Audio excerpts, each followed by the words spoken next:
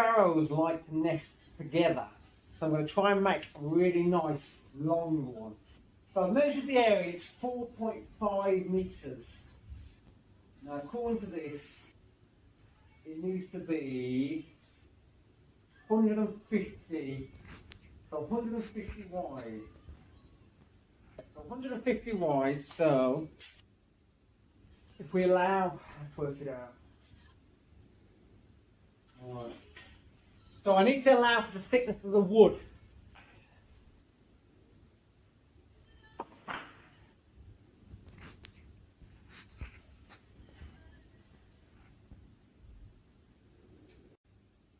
That's 4.8. I'm going to make it, we said 4.5, so I'll tell you what, the deciding factor is how much wood have we got.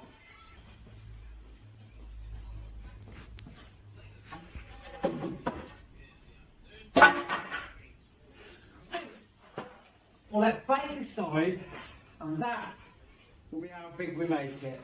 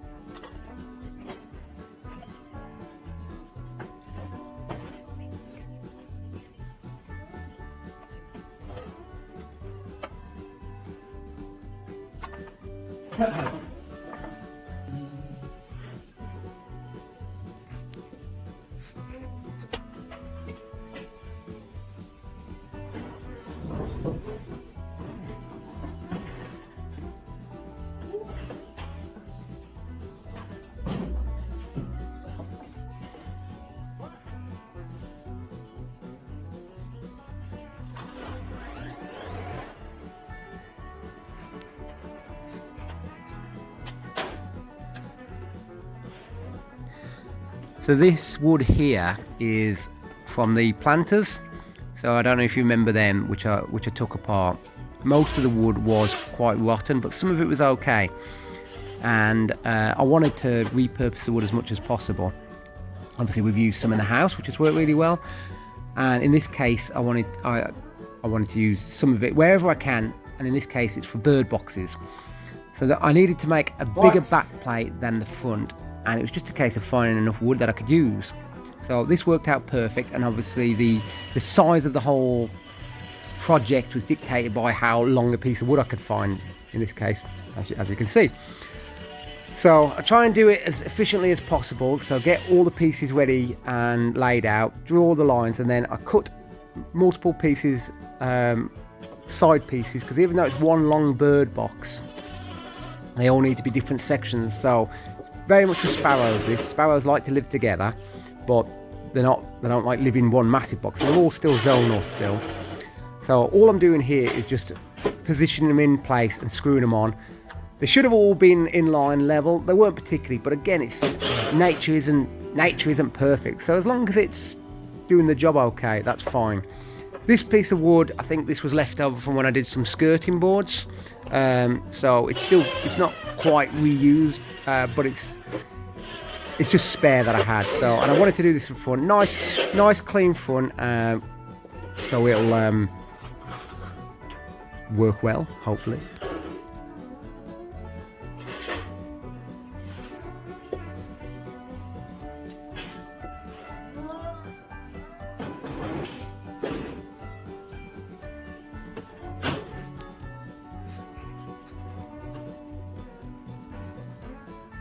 So all of these holes are 32mm diameter. That's just what I read is the right size for a sparrow. So you can see all the different zones there. So it's all multiple different boxes. Now, I like using the hose because I've got the hose. And as we've said before, it's really hard to recycle, to actually reuse. But for actual repurposing it, it's brilliant. So again, I just cut it with a Stanley knife and then just screw it onto the roof. So it'll just provide protection. It probably would be okay anyway, but this just makes sure.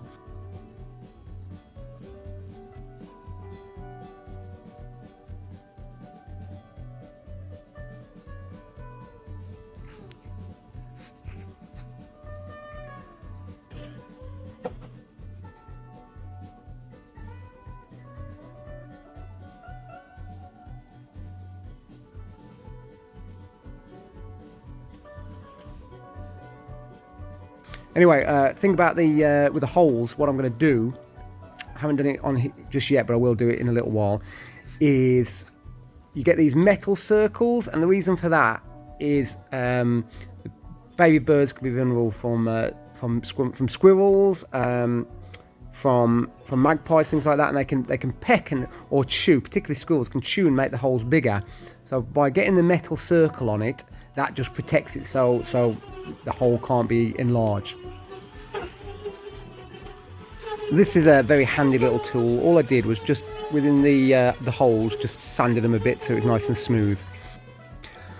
So I had the idea of access, instead of being from the top like we normally do, standard sort of bird box, is I thought, well, why do that when we can do it? We could have a hinge on the bottom. So the bird houses, they're not lived in winter. It's only during summertime. And in fairness, it won't take long. It'll only take, I don't know, half an hour to clean them.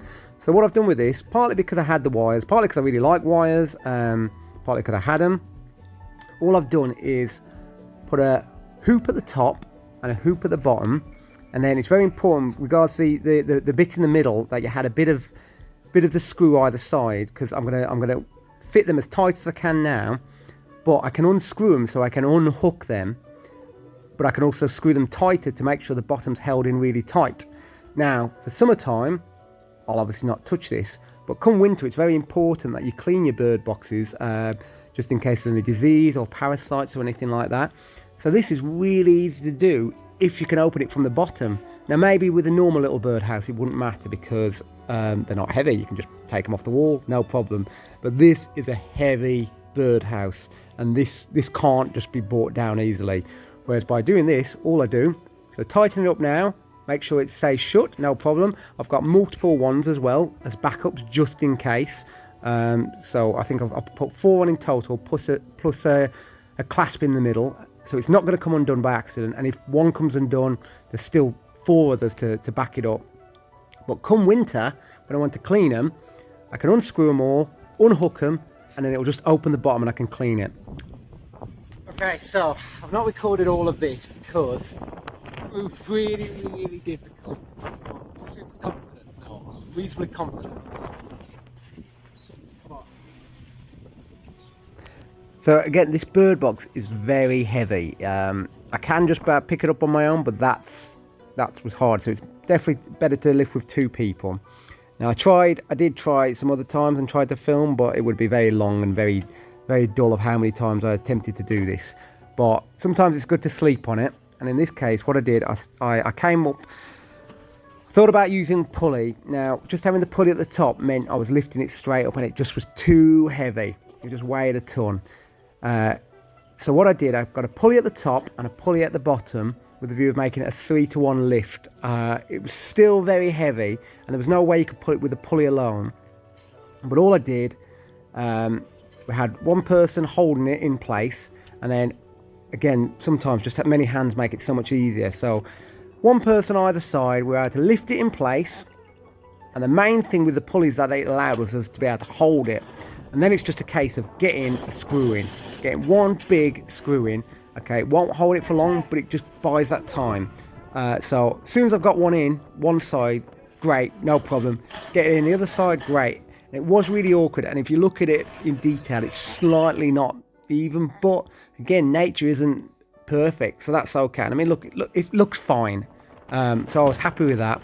Obviously, camera fell down now, but not for long.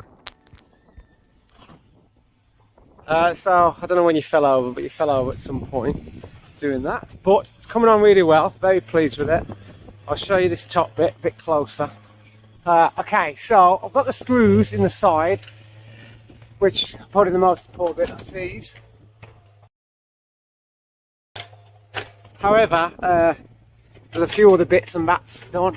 So I've done this bit here, just as a kind of safety precaution, and then I was going to do these all the way along. So all that is that just twists, and then you can just lock it like that. You can use a stick if you wanted.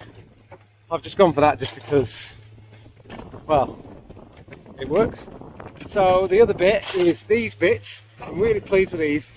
Obviously I love the wires, so all I've done is a clip there, clip here, and they're fastened. I made sure there was enough where I can loosen them, where they can unhook, but also all you do is tighten them here, and then that just holds this up. Because I was a bit like, why fight against gravity when it comes to cleaning them out? So I'll put the bottom on a hinge, so they're all... And then all I'm going to do come winter next year is I unhook all of these, to loosen these off, unhook them, the bottom will just drop down, and then I can just clean them, easy. Let gravity be your friend. Why? I don't know why it's always access from the top, because that's going to be really awkward, whereas this will be stacks easier. So yeah, really pleased, really hard putting this up though. But we made it. Very pleased, very pleased. Hope you like it. Now we just wait. Are they happy with my creation? Please comment, like and subscribe if you've enjoyed watching it. Thank you.